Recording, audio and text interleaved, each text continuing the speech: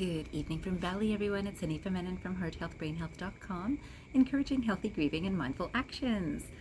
Today or tonight in Bali, it's nighttime, and as you can tell, I'm in a dark environment right now, a bit of light around me, but I couldn't resist creating this video for you today because there's so much reflection about this happening in this mind today or tonight, and I thought that it would be really nice to talk a little bit about mental detox.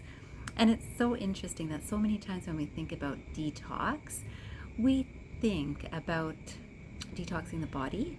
So a lot of times people will even go to different detox centers. People can go to retreats and resorts and want to do detox. And oftentimes that might include things like enemas, it could include supplements, could include healthy nutrition, could include some exercise, some yoga, some meditation, all of those things. But many people are thinking about the body. And then if there's meditation, of course, it feels like, okay, this mind has been centered too. But then people leave these sorts of places. And of course, we do know about drug rehab places that are all about detox. And in those situations, oftentimes it's the liver, it's the kidney that we're thinking of detoxing. And we're so used to this.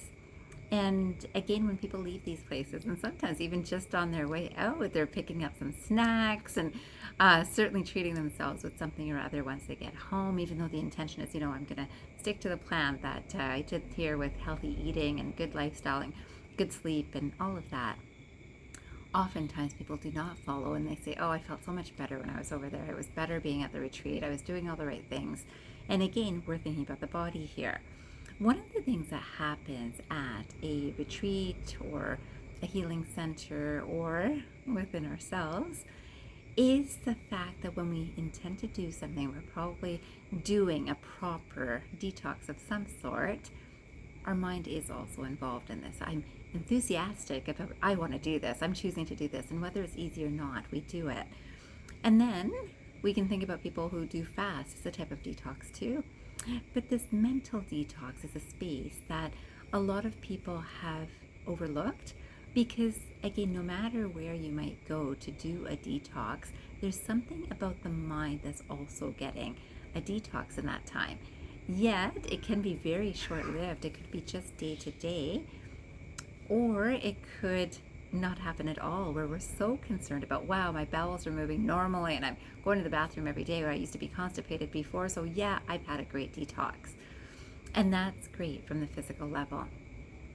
The mental detox is something that we can do daily because it's something that we have started normalizing things in our lives that are not really normal.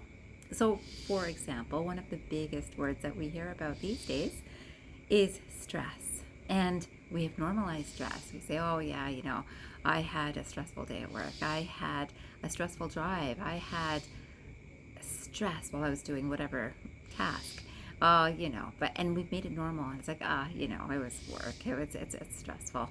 Or it's, dealing with this family member. It's stressful. And we normalize it. We kind of just say that it's there and it's normal. Anything and everything, making money is stressful. Being a parent is stressful. Being a sibling is stressful. It's stressful to be a caring individual. Well, that's stressful because then I'm worried about this person or that person. Stress, again, we've normalized it that, oh, you visited your parents, of course, yeah, that's stressful.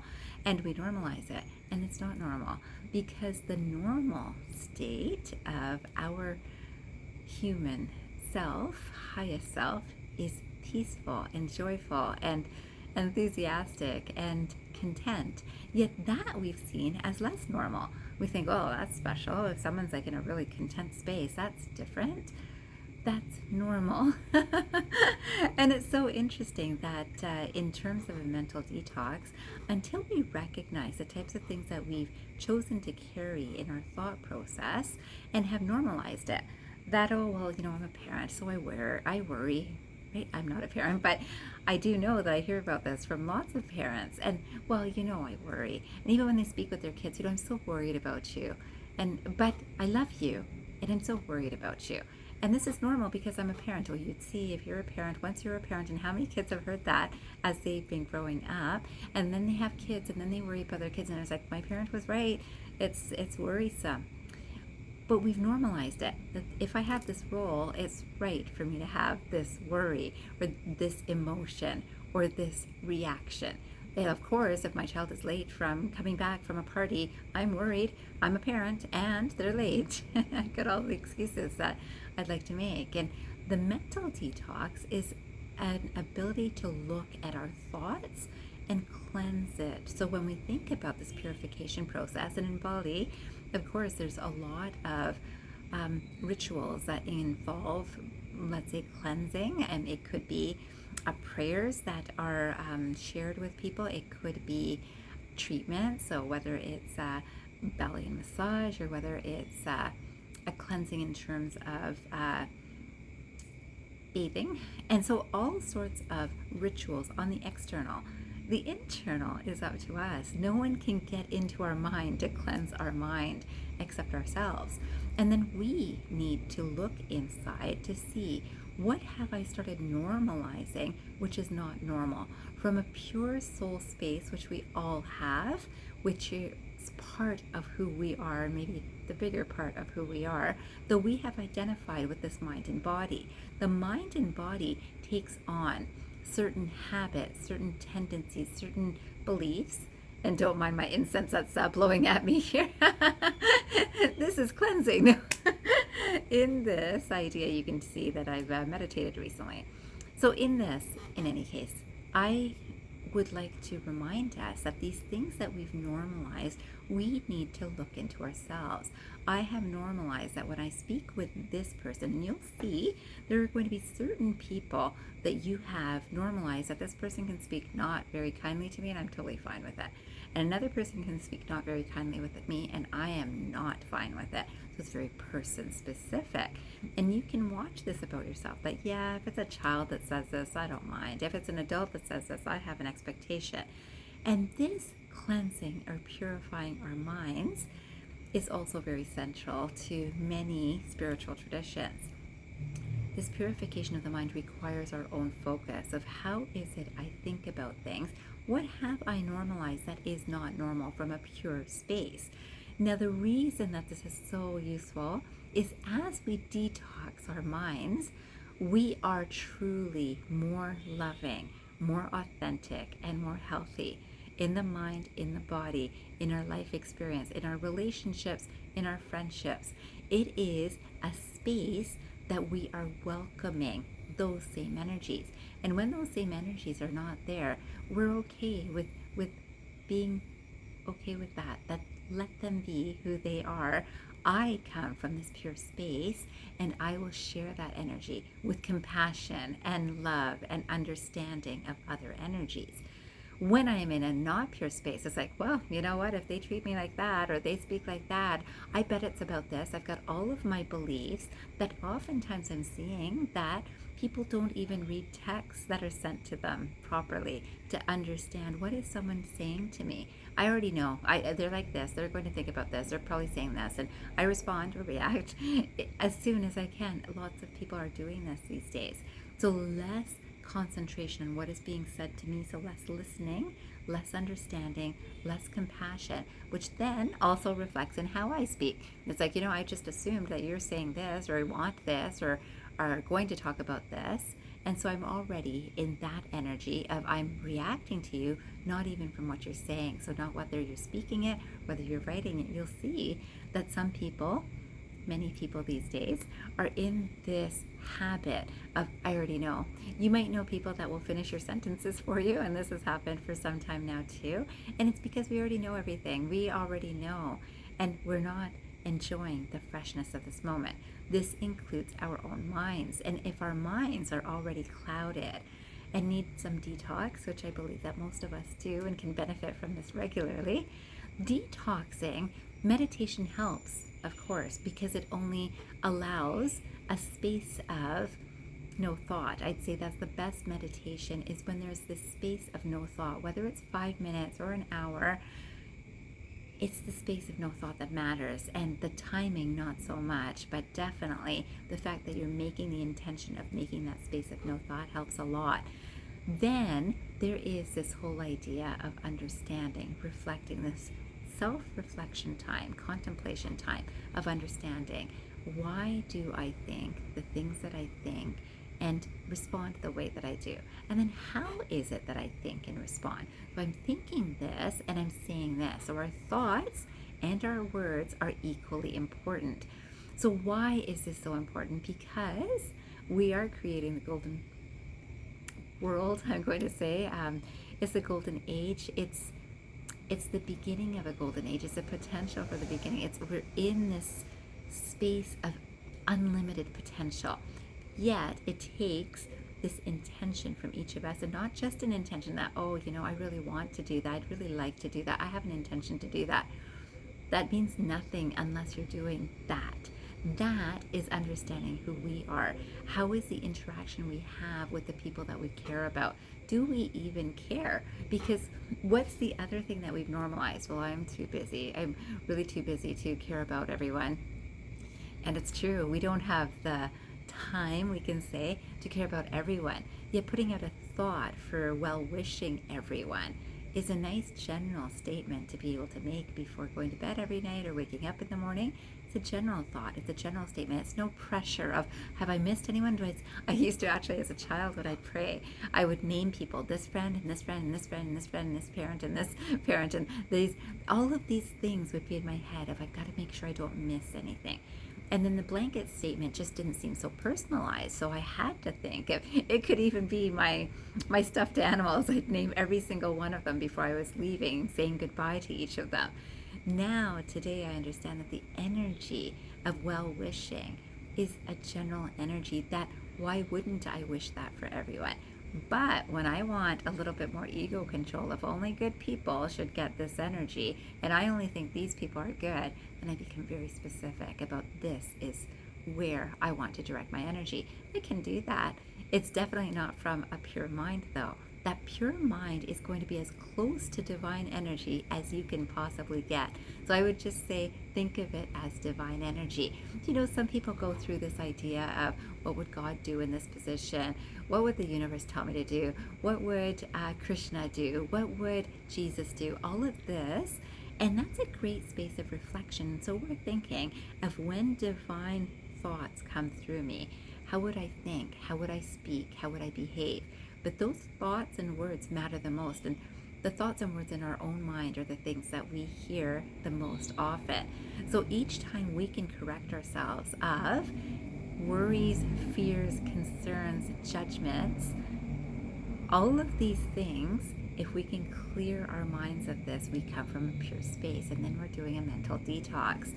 And again, I want to remind you, this video is all about recognizing that we have normalized what is not normal. And we have created this idea or belief that, oh, it's so unusual to be positive, to be happy, to be joyful, and yet that is our true soul nature. So there is this term called Atman, which I know is kind of known in Bali. I don't know how many people are really fully understanding it, but this is our soul energy. This is what every single person has. This is that pure center. This is the thing in life, it's in creation, it's in living things, that this Atman has this internal intelligence. This internal intelligence can also be linked to the term Shakti. And Shakti works with Shiva, and you'll see from my videos, I've actually made a video on Shiva and Shakti. Maybe I'll put a link for that under this video. But for now, I want you to know that we all carry this. We carry this. We have forgotten because we don't practice. And when we don't practice understanding our higher nature, our true self, our authentic self, our pure self, we start believing we are the human self, and we need to be this way because, that's how the world is. And when we normalize what's not normal, we start becoming less pure. That affects our minds, that affects our bodies, it affects our health, and then we need to go to a detox center. And we go to a detox center just to clear the body a little bit, mostly organs a lot, that we would look at, oh, there's this ache or pain, but it's because, my bowels aren't moving so well. I'm going to say that's the most common. Let's say people's urination isn't flowing normally too, so either too much or too little. So those sorts of things grab our attention, that this is not right. I think I need to go for a detox.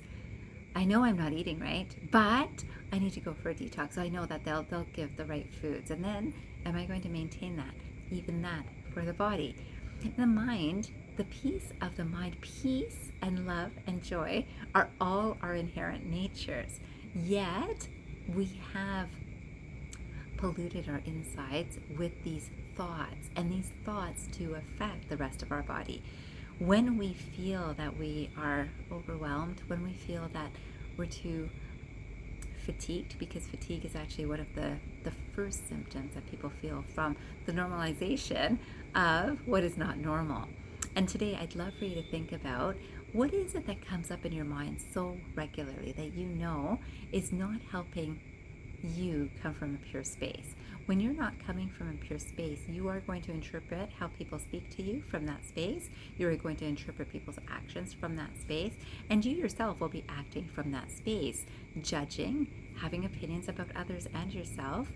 And opinions about others and yourself could be from a prideful space of how great am I, and it could be from a very insecure space. A space of, why can't I do this?